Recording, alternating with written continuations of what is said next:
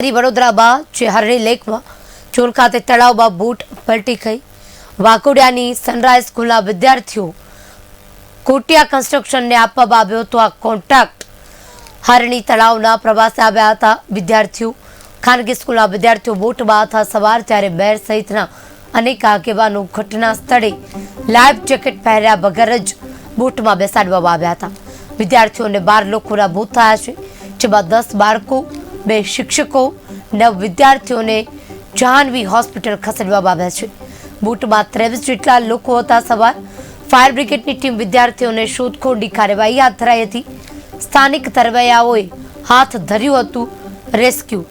દુઃખદ ઘટના બની છે વડોદરામાં વિદ્યાર્થીઓ ડૂબી ગયા છે, જેમાં અનેક વિદ્યાર્થીઓ છે તે ડૂબવાથી મોત થયું છે। અમુક વિદ્યાર્થીઓની શોધખોળ શરૂ છે। 2 શિક્ષકો પણ તેમાં સામેલ હતા।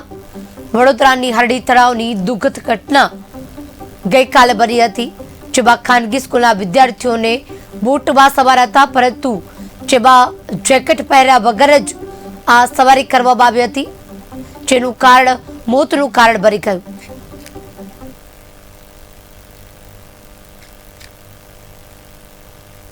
ખેલકૂદ કરતા હોય એક બાજુ વજન વધી ગયું, એના લીધે બોટ ઇમ્બેલેન્સ થઈ એવું પ્રાથમિક પૂછતાછમાં માલુમ પડે છે।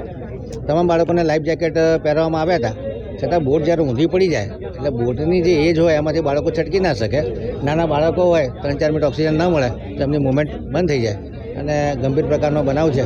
કેટલા બાળકોની સંખ્યા છે હજુ જાણી શકાયું નથી, પણ 5 થી 6 બોડી અંદરથી કાઢવામાં આવી છે અને હજુ આપણે કહેવાય કે શોધખોળ ચાલુ છે।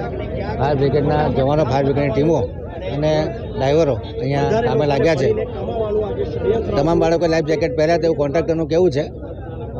બોડી નીકળી છે એમાં પણ લાઈફ જેકેટ દેખાય છે, પરંતુ સ્થળ પર તરવૈયા રાખવા પડે કે આવું કોઈ બનાવ બને તો તાત્કાલિક આ બાળકોનું રેસ્ક્યુ કરી શકાય, એવું હોય એવું લાગતું નથી। અત્યારે ફાયર બ્રિગેડની ટીમ, SHG હોસ્પિટલની ટીમ, કલેક્ટર, કોર્પોરેશન તંત્ર અત્યારે હાઈ એલર્ટ પર મૂક્યું છે।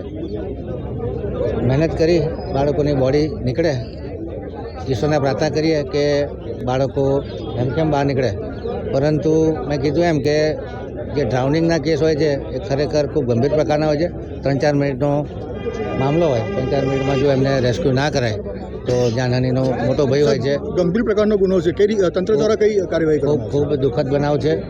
આ બાબતમાં પોલીસ ડિપાર્ટમેન્ટ, કોર્પોરેશન જે કોઈ એક્શન લેવાના હશે, કારણ કે જ્યારે બાળકો પિકનિક માટે આવ્યા હોય ને નિષ્કાળજી રાખવામાં આવી હોય કોન્ટ્રાક્ટર દ્વારા તો ખૂબ ગંભીર બેદરકારી કહેવાય। આમાં કોઈને બક્ષવામાં નહીં આવે।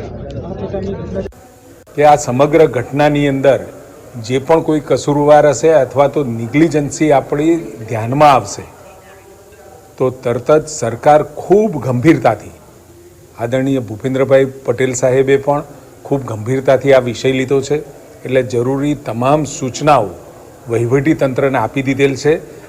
એક વખત પહેલાં જે પણ લોકો આપણને મળ્યા છે, રેસ્ક્યુ કર્યા છે, એમની સારવાર એ આપણી પ્રાથમિકતા છે। સ્વાભાવિક છે, દુઃખદ છે ખૂબ જ। એ પરિવારજનોને કેવી રીતે સાંત્વના આપી એ પણ આપણે શબ્દો ના જડે એવી પ્રકારની આ ઘટના છે। તમામ પરિવારોને હું ખરેખર દિલસોજીનો સંદેશો પણ પાઠવું છું અને સાથે એટલી પણ એશ્યોરન્સ અને ખાતરી આપું છું કે આ ઘટનાની અંદર જે પણ કોઈ કસૂરવાર હશે ચોક્કસ સરકાર ખૂબ જ ગંભીરતાથી કસૂરવાર પગલાં લઈએ। આ જે ઘટના બની છે, દીકરાઓ જે ગુમાવે છે પાછા આવવાના નથી, પણ જે બાબત ગંભીર છે એટલે હકીકતલક્ષી રિપોર્ટ અમે મેળવીશું અને પછી જે કાયદેસરમાં જે કંઈ નીતિ નિયમો અનુસાર જે કંઈ કાર્યવાહી કરવાની થાય, શાળા સંચાલક હોય, તળાવના જે પ્રવાસી જે આયોજક મિત્રો જે હોય કે જે કંઈ હોય એ બધા સતર્ક રાખીને કામગીરી કરવી જોઈએ। હવે જે દીપકો ગુમાવે છે, દીકરાઓ ગુમાવે છે એ તો પાછા આવી શકે એમ નથી, પણ ભવિષ્યમાં આવી ઘટનાઓ ના બને એના માટેના પ્રયત્નો ચોક્કસ એ બાબતના પ્રયત્નો કરવા અમે કરીશું અને એને ગંભીર બેદરકારી જે કંઈ લોકોએ દાખવી હશે એ હકીકતલક્ષી રિપોર્ટ મેળવીને આવનારા સમયમાં જે કંઈ કાયદેસરની કાર્યવાહી કરવાની થાય એ તંત્ર પગલાં લઈએ। આ જે ઘટના બની છે, દીકરાઓ જે ગુમાવે છે પાછા આવવાના નથી, પણ જે બાબત ગંભીર છે